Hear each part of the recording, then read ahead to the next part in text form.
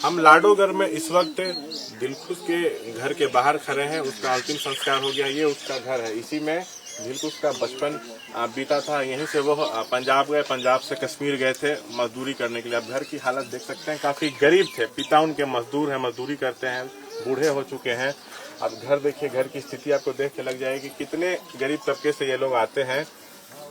झोपड़ी वाला घर है, पक्का मकान भी नहीं। यहाँ देखिए ग्रामीण अगल बगल की जो गांव की महिलाएं हैं वो यहाँ बैठी हुई हैं। और यहाँ पर दिलखुश का पूरा परिवार हम आपको दिखाना चाहेंगे। दिलखुश के पिता देखिए अपने बेटे दिलखुश की फोटो दिखा रहे हैं। अंतिम संस्कार हो गया है। आज ही पार्थिव शरीर कश्मीर से यहाँ आया था। ये दिलखुश की तस्वीर 18 साल के थे।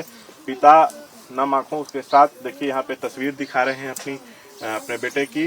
उनके आप देख सकते हैं ये दिलखुश है। अभी बात 18 साल के थे और पूरे परिवार का जिम्मेदारी इनके कंधों पर था। वहां से पैसे भेजते थे और उसके बाद यहाँ पर घर चलाने का काम उनके पिता करते थे। बेटे के निधन से माँ बाप को बहुत दिक्कत हो रही है। जीवन यापन कैसे होगा, एक बड़ा सवाल है। यहाँ देखिए उनकी माँ है, इनका काफी तबियत खराब हो गया। जैसे जानकारी मिली कि बेटे की मौत हुई, उसके बाद से माँ की तबियत काफी खराब हो गई। उनको लगातार पानी चढ़ा है। डॉक्टर इनका इलाज कर रहे थे। काफी उदास है, लगातार रो रही हैं। आपको हम दिखाना चाहेंगे। बेटा इन्होंने गंवाया है, उसका दर्द बहुत बड़ा होता है। आप देख सकते हैं हमारे सामने बैठे हुए। ठीक उनके बगल में वो दिलखुश की बहन है, बड़ी बहन है। उनकी शादी हो चुकी है। यही परिवार ही था, 4 लोग थे। आप देख सकते हैं पूरा परिवार यहाँ पे है। पूरे गांव में कोहराम मचा हुआ है, मातम पसरा हुआ है, शोक की लहर है पूरे गांव में। इस गांव ने अपने बेटे को खो दिया है, तो बहुत ही कम उम्र में पैसे कमाने के लिए बाहर गया और वहाँ पैसा कमाता था मजदूरी करके और अपने घर पैसा बेचता था ताकि माँ बाप 2 वक्त का खाना खा सके। आप देख सकते हैं कि पिता पूरी तरह से उदास है। यहाँ पे अपने बेटे का तस्वीर दिखा रहे हैं। उनके साथ एक लड़का जो है वो उनका भाई है, दिलखुश का चाचा का लड़का है। पिता से भी हम एक बार बात करेंगे। अब तो दिलखुश रहे नहीं, तो अब आगे कैसे आप लोग का काम चलेगा, क्या चाहते हैं? यही चाहते हैं कि सरकार से मदद चाहिए। हम 2 बुढ़ा बुढ़ी है, कैसे समय कटेगा, हमको मदद चाहिए। मदद चाहिए। और सूचना जब मिली तो किसके माध्यम से मिली है सूचना? सूचना मिला है मुखिया द्वारे। मुखिया के द्वारा। कितने दिन पहले दिलखुश गए थे यहाँ से? मार्च में गया है। मार्च में गया है। हाँ, मार्च में गया है। मार्च में गया है। एक ही बेटा था आपका? एक ही बेटा था, एक लड़की है। वही खर्चा वहाँ से भेजते थे जिसके बाद आपका घर चलता था? वही खर्चा भेज रहा था, कमा के खर्चा चल रहा था। अब तो आपके बुढ़ापे का सहारा ही चला गया। बुढ़ा सहारा था, वो चला गया। कैसे मिलेगा हमको सहारा? देखिए पिता हैं, अपना तकलीफ हमसे साझा कर रहे हैं। माँ लगातार बीमार है, पानी चढ़ा है अभी, लेकिन हम बात करने की कोशिश करेंगे। माता जी, अब आपका बेटा नहीं रहा है, एक बड़ी घटना आपके साथ घटी है। अब ऐसी परिस्थिति में क्या गुजर रहा पर हम देख रहे हैं। अब आप लोग के जीवन यापन पर एक सवाल खड़ा हो रहा है, कैसे खर्च चलेगा, कैसे जीवन चलेगा। तो अब सरकार से क्या मांग है ऐसी परिस्थिति में?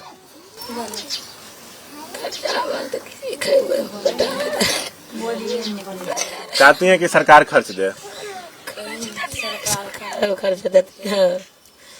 बेटा रोज देखा रही है।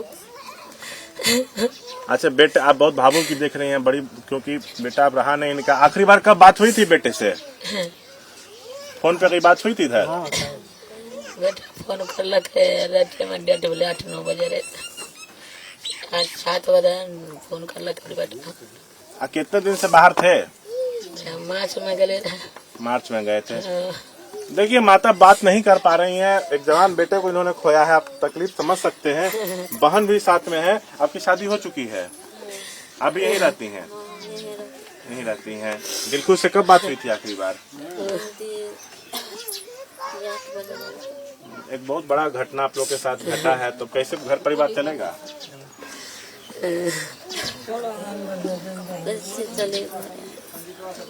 देखिए परिवार पे दुखों का पहाड़ टूट पड़ा है। परिवार जो है बात करने की स्थिति में नहीं है। पिता ने बहुत हिम्मत रख के हमसे बातचीत की है। आप देख सकते हैं पूरी गांव की महिलाएं यहाँ जुटी हुई हैं। भरोसा दिला रही है कि हम लोग आपकी मदद करेंगे, लेकिन बेटा इन्होंने खो दिया है। बड़ी घटना यहाँ पर है। रो रही हैं, बिलख रही हैं, मायूस हैं। ज्यादा रोने के कारण ही करीन की तबीयत बिगड़ी थी और अभी भी देखिए लगातार रो रही है। और ये नॉर्मल सी बात है कि एक जवान बेटा इनका था जो अब नहीं रहा है, इनके बुढ़ापे का सहारा था। अब घर कैसे चलेगा, एक ये भी समस्या खड़ी हो गई है। और उसके दूसरी तरफ पिता भी मांग कर रहे हैं कि सरकार हम लोगों को उचित मुआवजा दे, जिसके चलते जिसके बाद हम लोग का घर जो है चल सके। आप देख सकते हैं यहाँ भी और भी स्थानीय लोग हैं, उनका पूरा परिवार है और यही घर है जिसमें दिलखुश का बचपन बीता था। बहुत गरीब परिवार से थे। आप घर की हालत देख के सोच सकते हैं कि कितनी मेहनत से वो लोग काम करते थे। यहाँ पे जो मुखिया हैं उनके प्रतिनिधि हमारे साथ हैं। सूचना आप ही के जरिए लगता है परिवार तक पहुँची थी। आप लोग कैसे जानकारी मिली थी? SDO साहब फोन की, जो नारायण डीसी पिता नारायण डीसी और दिलखुश डीसी फोन पता किया। हमने जब इंक्वायरी किया तो पता चला मेरे ही घर के सदस्य हैं। आप तो दिलखुश की उम्र के भी लग रहा है, आपके तो मित्र होंगे। नहीं, मेरे हमसे 10 साल छोटे थे वो, लेकिन बहुत ही अच्छा लगता था। देखिए गांव के लोग हैं, हर कोई उनकी तारीफ कर रहे हैं। जहाँ उनका अंतिम संस्कार हुआ भी हम लोगों से बात की थी, दिलखुश की सब कोई तारीफ कर रहे थे कि स्वभाव का बहुत अच्छा लड़का था, बहुत मेहनती था, पूरे परिवार का खर्च चला रहा था। लेकिन कुछ और ही मंजूर था। इसके बाद इस तरह की घटना घटी और परिवार पे दुखों का जो है पहाड़ टूट पड़ा है। आप देख सकते हैं पूरा गांव यहाँ पर जुटा हुआ है उनके परिवार के समर्थन में। जो भी मदद होगा हम लोग करें, लेकिन ये सब लोग बहुत गरीब तबके से आते हैं, बहुत मुश्किल से इन लोग का घर चलता है, मजदूरी करते हैं, कोई खेती करता है। लेकिन तब भी इस दुख की परिस्थिति में ये देखने वाली बात यहाँ पर है कि दिलखुश के परिवार के साथ पूरा गाँव जो है खड़ा है और सब यही कह रहे हैं कि पूरे बिहार का बेटा था दिलखुश, उसकी कमी हम लोगों को काफी खलेगी। कैमरा पर्सन विशाल राय के साथ शशांक कुमार, ABP न्यूज पूर्णिया।